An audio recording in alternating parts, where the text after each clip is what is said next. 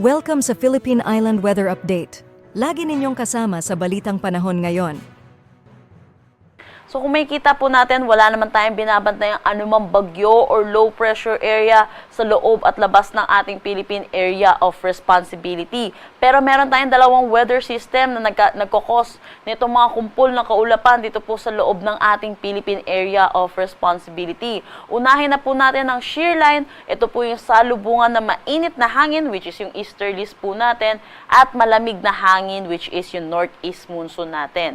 Dahil po dito sa salubungan or interaction nitong dalawang weather system, ay ito po ay nagre-resulta sa kaulapan na tinatawag po natin na shear line.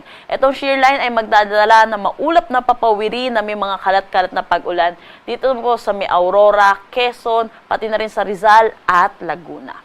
Pangalawang weather system naman po natin ay ang Intertropical Convergence Zone or ang ITCZ. Kung makikita po natin, ito po yung kumpul ng kaulapan, lalo na po dito po sa may Visayas at Mindanao. Dahil ito, asahan din po natin makakaranas ng maulap na papawiri na may mga kalat-kalat na pag-ulan dito sa kabuuan ng Mindanao, Central Visayas, Eastern Visayas, Negros Island Region at pati na rin po dito sa may Palawan.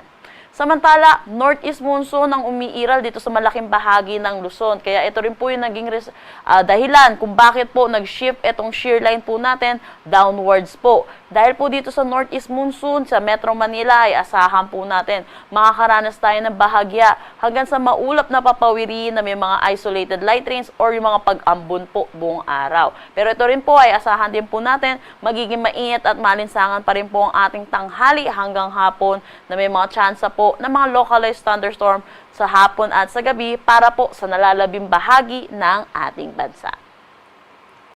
Kung meron po tayong nilabas na weather advisory kaninang 5 p.m. tungkol po sa ulan na possible na maging dala nitong Intertropical Convergence Zone at ng shear line. Kung makikita po natin, asahan po natin ang heavy to intense na pag-ulan dito sa Eastern Samar, dulot po ito ng Intertropical Convergence Zone. Pero makikita naman natin, moderate to heavy or 50 to 100 millimeters of rain ang aasahan natin dito sa Quezon, which is dulot po ito ng shear line. Pagdating naman po dito sa Catanduanes, Albay at Sorsogon, dulot pa rin po ito ng shear line. Samantala, Northern Samar, Leyte, Southern Leyte, Dinagat Islands, Surigao del Norte at Surigao del Sur ay dulot naman po ng Intertropical Convergence Zone. Para naman po tomorrow noon at Sunday noon ay asahan po natin heavy to intense or 100 to 200 millimeters of rain for Quezon at Camarines Norte. Para naman sa Aurora, Camarines Sur, Catanduanes, Albay, Sorsogon, Masbate, Northern Samar, Samar, Eastern Samar, Biliran at Leyte, asahan naman po natin ang moderate to heavy na pag-ulan. Dulot pa rin po ito ng shear line at ng Intertropical Convergence Zone. Para naman po Sunday noon hanggang Monday noon ay kumikita po natin nabawasan na po yung mga lugar na aasahan po natin na may mga pag-ulan. Dulot po ito magdahil po sa paghina nitong tinatawag nating shear line. Pero asahan pa rin po natin ang moderate to heavy na mga pag-ulan dito sa Aurora, Quezon at Camarines Norte. Kahit po medyo hihina na po itong shear line po natin, ay asahan po natin makakaranas pa rin po ng mga possible flash floods at pagguho po ng mga kalupaan. Dako tayo sa magiging panahon natin bukas dito sa Luzon. Kung makikita po natin, patuloy na iiral itong northeast monsoon sa atin at asahan po natin makakaranas sa malaking bahagi natin ng bahagya hanggang sa maulap na papawiri na may mga isolated light rains.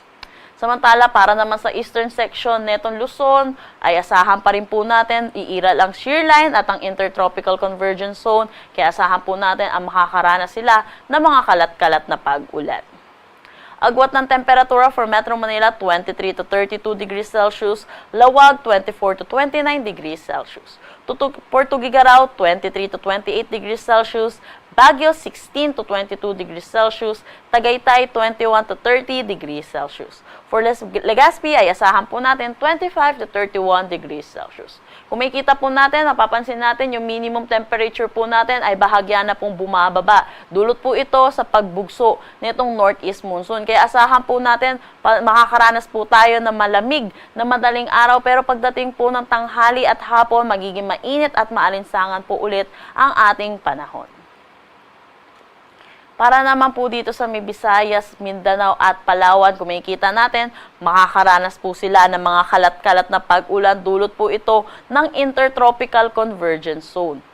Agwat ng temperatura for Calayan Islands at Puerto Princesa, 25 to 32 degrees Celsius. Iloilo, 26 to 32 degrees Celsius. Cebu, 26 to 32 degrees Celsius. For Tacloban, asahan natin na 25 to 30 degrees Celsius. Zamboanga at Davao, 25 to 32 degrees Celsius. At Cagayan de Oro, 26 to 31 degrees Celsius.